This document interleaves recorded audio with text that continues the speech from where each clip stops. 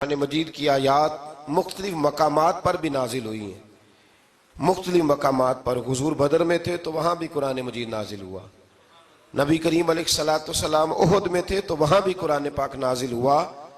تو ترتیب یہ کی جائے گی کہ جو صورتیں ہجرت سے پہلے نازل ہوئیں وہ مکی ہیں، اور جو ہجرت کے بعد نازل ہوئیں وہ مدنی ہیں۔ سورہ فاتحہ کا آغاز اور قرآن مجید کی ہر سورت کا آغاز سوائے سورہ توبہ کے بسم اللہ شریف سے ہوتا ہے، اور نبی کریم علیہ السلام نے اتنا زور دیا کہ حضور فرمانے لگے دروازہ بند کرنے سے پہلے بھی بسم اللہ شریف پڑھا کرو، اور برتن ڈھانپنے سے پہلے بھی بسم اللہ شریف پڑھا کرو۔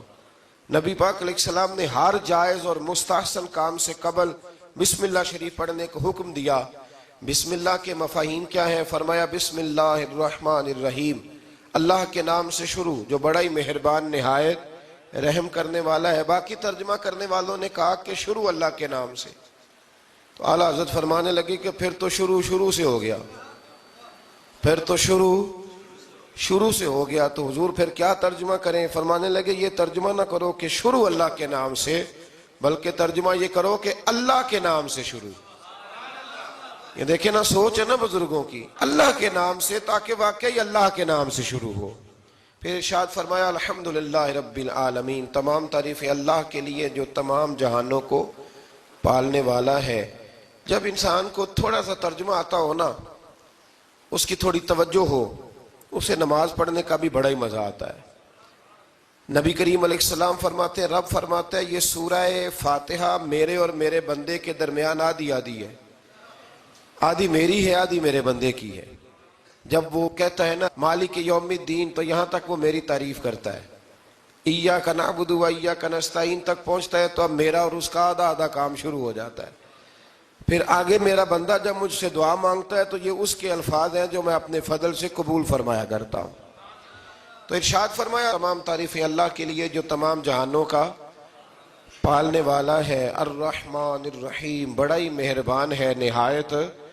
یہ رحمان مبالغے کا صیغہ ہے، یعنی اتنا رحم کرنے والا کہ جتنا کوئی اور رحم نہ کر سکے، اس لیے اللہ ہی رحمان ہو سکتا ہے، بندہ کوئی رحمان نہیں ہو سکتا۔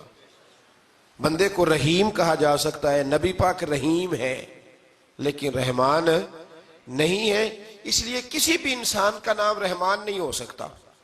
کسی دکان پر بعض اوقات لوگ نام رکھ لیتے ہیں رحمان بک ڈیپو، تو یہ درست نہیں ہے۔ بندے کا نام رحمان نہیں ہو سکتا، عبد الرحمان، اس لیے کہ یہ لفظ رحمان خدا کے علاوہ کسی اور کے لیے بولنا درست نہیں ہے۔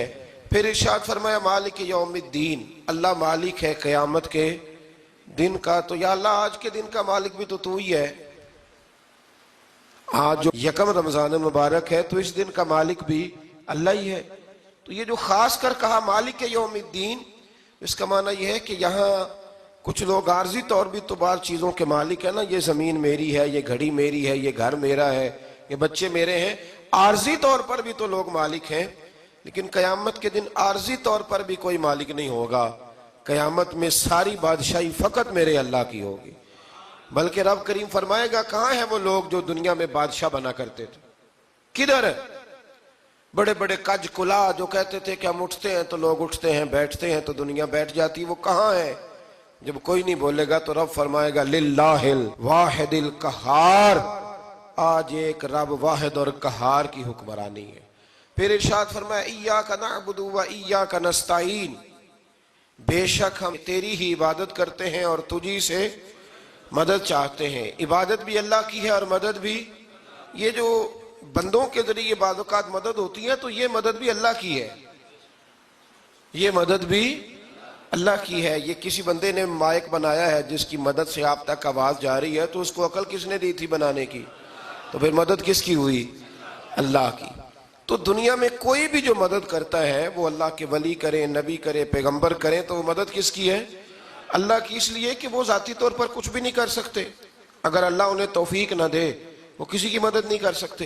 تو ایاک نعبد و ایاک نستعین، ہم تیری ہی عبادت کرتے ہیں، تجھی سے مدد چاہتے ہیں۔ اہدنا الصراط المستقیم، اے اللہ ہمیں سیدھا راستہ دکھا۔ کون سا راستہ سیدھا ہے؟ کون سا راستہ سیدھا ہے؟ تو اللہ نے خود ہی فرمایا ایسے ہی نہ بھٹک جانا، راستہ سیدھا وہ ہے صراط الذین انعمت علیہم، ان لوگوں کا راستہ سیدھا ہے جن پر اللہ نے انعام فرمایا ہے. اور وہ کون ہے؟ قرآن مجید نے خود فرمایا انعم اللہ علیہم من النبیین والصدیقین والشہداء والصالحین. وہ نبی ہیں، صدیق ہیں، شہید ہیں اور نیک لوگ ہیں.